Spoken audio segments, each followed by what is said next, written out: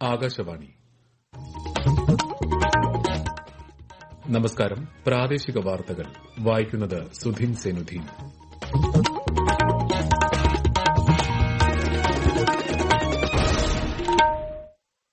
പ്രധാന വാർത്തകൾ. കേന്ദ്ര ബജറ്റ് സംബന്ധിച്ച ചർച്ചകൾ പാർലമെന്റിന്റെ ഇരുസഭകളിലും ഇന്നും തുടർന്നു. 25ാമത് കാർഗിൽ വിജയ് ദിവസിനോടനുബന്ധിച്ച് പ്രധാനമന്ത്രി നരേന്ദ്രമോദി നാളെ ദ്രാസിലെ യുദ്ധസ്മാരകം സന്ദർശിക്കും. ഷിരൂരിൽ മണ്ണിടിച്ചിലിൽ കാണാതായ കോഴിക്കോട് സ്വദേശി അർജുനായുള്ള തിരച്ചിൽ 10ാം ദിവസവും തുടരുന്നു. ഡ്രോൺ പരിശോധന രാത്രിയിലും തുടരുമെന്ന് ദൌത്യസംഘം. 16ാമത് രാജ്യാന്തര ഡോക്യുമെന്ററി ഹ്രസ്വചിത്രമേളയ്ക്ക് തിരുവനന്തപുരത്ത് നാളെ തിരിതെളിയും. പാരീസ് ഒളിമ്പിക്സിന് നാളെ ഔദ്യോഗിക തുടക്കം. അമ്പെയ്ത്തിൽ ഇന്ത്യൻ വനിതാ ടീം ക്വാർട്ടറിൽ കടന്നു.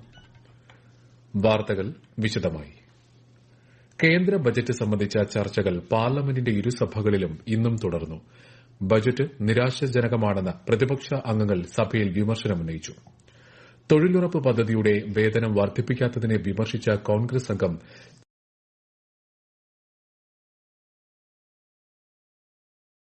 ബിജെപി എംപി ബൈജയന്ത് പാണ്ഡ പറഞ്ഞു. ബജറ്റിലെ പല പ്രഖ്യാപനങ്ങളും കോൺഗ്രസിന്റെ പ്രകടന പത്രികയിൽ നിന്ന് പകർത്തിയതാണെന്ന് തൃണമൂൽ എംപി സൌഗത് റോയ് ആരോപിച്ചു. കാർഷിക വായ്പകൾ എഴുതി തള്ളാത്തതിനെ വിമർശിച്ച കോൺഗ്രസ് എംപി രൺദീപ് സിംഗ് സുർജേവാല ഭക്ഷ്യധാന്യങ്ങൾക്ക് മതിയായ താങ്ങുവില കേന്ദ്രം നൽകുന്നില്ലെന്നും പറഞ്ഞു. സാധാരണക്കാരുടെ നികുതി ഭാരം വർദ്ധിപ്പിക്കുന്ന ബജറ്റാണിതെന്ന് ആം ആദ്മി അംഗം രാഘവ് ചദ്ദ വിമർശിച്ചു.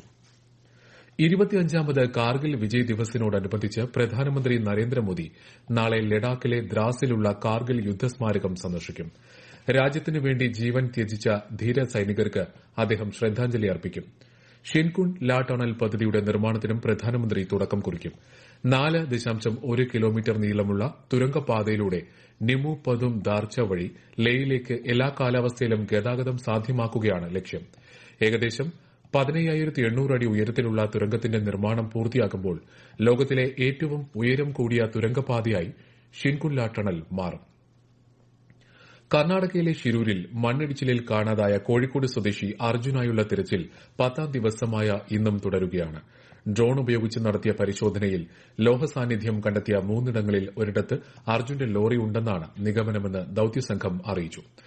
ട്രക്കിൽ ആളുണ്ടോ എന്നറിയാൻ രാത്രി വീണ്ടും ഡ്രോൺ പരിശോധന നടത്തുമെന്ന് ദൌത്യസംഘത്തിന് നേതൃത്വം നൽകുന്ന retired major general Indrapalan Nambiar പറഞ്ഞു.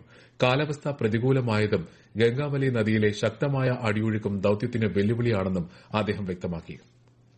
നിപ പരിശോധനകൾ വേഗത്തിലാക്കുന്നതിനായി പൂനെയിൽ നിന്നുള്ള ഐസിഎംആറിന്റെ mobile laboratory Malappuram Manjeri medical കോളേജിലെത്തി. നിലവിൽ 472 പേരാണ് നിപ സമ്പർക്ക പട്ടികയിൽ ഉള്ളത്. 58 പേരുടെ പരിശോധനാ ഫലം ഇതിനകം നെഗറ്റീവായിട്ടുണ്ട്.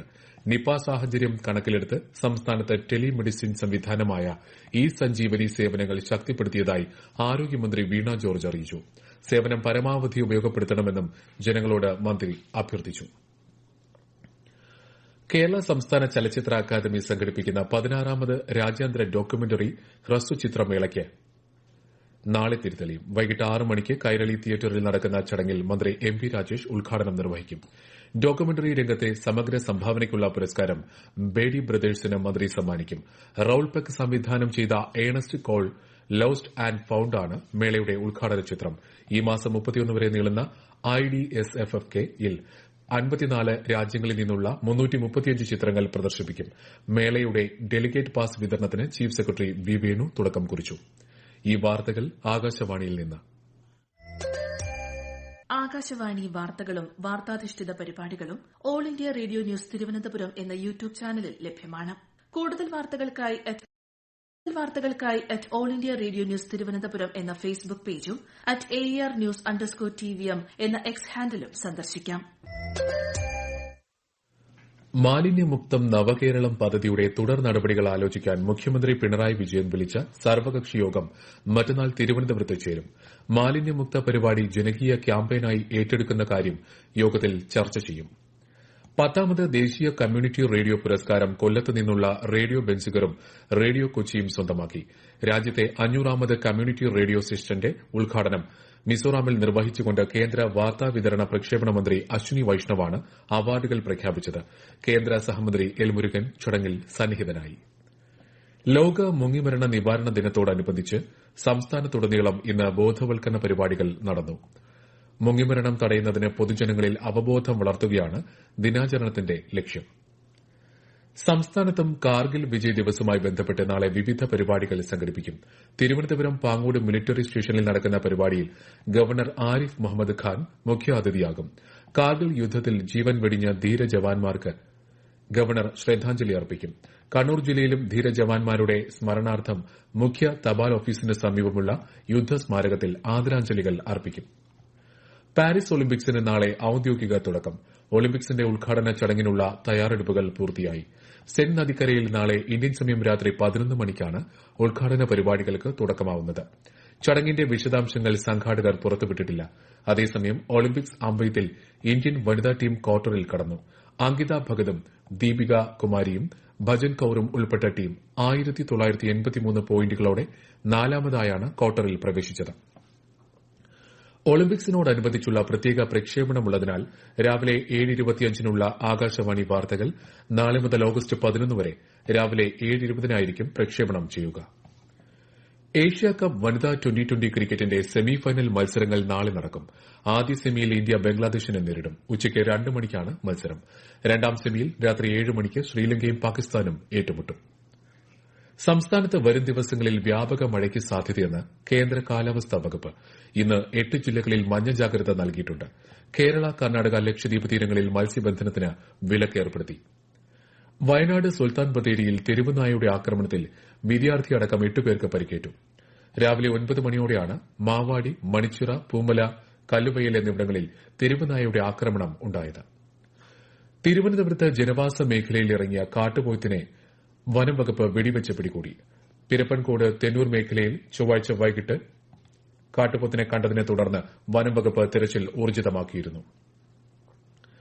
കൊല്ലം ശക്തികുളങ്ങരയിൽ ഫിഷറീസ് വകുപ്പ് അനധികൃത മത്സ്യബന്ധനം കണ്ടെത്തി.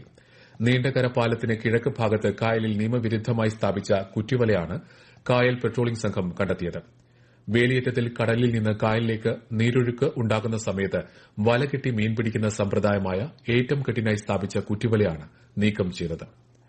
പ്രതിരോധ മേഖലയിൽ നിന്ന് കെൽട്രോണിന് വീണ്ടും സുപ്രധാന ഓർഡർ.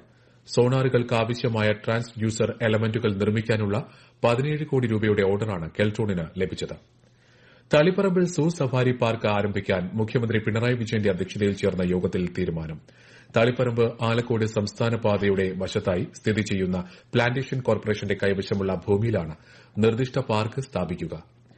എൻഡോസൾഫാൻ ദുരിതബാധിതർക്ക് സൌജന്യമായി വീടും സ്ഥലവും നൽകുന്ന സാഫല്യം പദ്ധതിയിൽ വെള്ളരിക്കുണ്ട് താലൂക്കിലെ പരപ്പ വില്ലേജിലെ നിർമ്മാണ പ്രവർത്തനങ്ങൾ ആരംഭിക്കാൻ നടപടിക്രമങ്ങളെല്ലാം പൂർത്തിയായതായി സാമൂഹ്യനീതി വകുപ്പ് മന്ത്രി ഡോക്ടർ ആർ ബിന്ദു പറഞ്ഞു. സ്പെഷ്യൽ സർവീസ് സംഘം അളന്ന് തിട്ടപ്പെടുത്തി നൽകിയ റിപ്പോർട്ടിന്റെ അടിസ്ഥാനത്തിൽ തയ്യാറാക്കിയ സ്ഥലത്തിന്റെ ഐ സ്കെച്ച് കാസർകോട് നടന്ന ചടങ്ങിൽ സത്യസായി ഓർഫനേജ് ട്രസ്റ്റ് അധികൃതർക്ക് മന്ത്രി കൈമാറി. ഹോസ്ദുർഗ് താലൂക്കിലെ പുല്ലൂർ വില്ലേജിലും മഞ്ചേശ്വരം താലൂക്കിലെ എൻമകജെ വില്ലേജിലും വെള്ളരിക്കുണ്ട് താലൂക്കിലെ പരപ്പയിലും 36 വീടുകൾ വീതം നിർമ്മിക്കാൻ സത്യസായി ഓർഫനേജ് ട്രസ്റ്റുമായി കാസർകോട് ജില്ലാ കളക്ടർ കരാറിൽ ഒപ്പിട്ടിരുന്നു. കാസർകോട് മുതൽ തിരുവനന്തപുരം വരെ ദേശീയപാത 66 6 വരിയാക്കുന്നതിന്റെ പ്രവർത്തനങ്ങൾ അടുത്ത വർഷം ഡിസംബറോടെ പൂർത്തിയാക്കുമെന്ന് മന്ത്രി P A Muhammad Riyas Kannur Azhikode Kalaruvathukkal road ഉദ്ഘാടനം ചെയ്ത് സംസാരിക്കുകയായിരുന്നു മന്ത്രി. പ്രധാന വാർത്തകൾ വീണ്ടും. കേന്ദ്ര ബജറ്റ് സംബന്ധിച്ച ചർച്ചകൾ പാർലമെന്റിന്റെ ഇരുസഭകളിലും ഇന്നും തുടർന്നു. 25ാമത് കാർഗിൽ വിജയ് ദിവസിനോടനുബന്ധിച്ച് പ്രധാനമന്ത്രി നരേന്ദ്രമോദി നാളെ ദ്രാസിലെ യുദ്ധസ്മാരകം സന്ദർശിക്കും.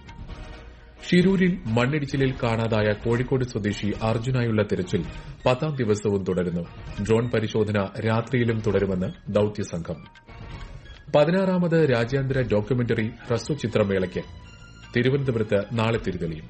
പാരീസ് ഒളിമ്പിക്സിന് നാളെ ഔദ്യോഗിക തുടക്കം. അമ്പെയ്ത്തിൽ ഇന്ത്യൻ വനിതാ ടീം ക്വാർട്ടറിൽ കടന്നു. പ്രാദേശിക വാർത്തകൾ കഴിഞ്ഞു. അടുത്ത വാർത്താ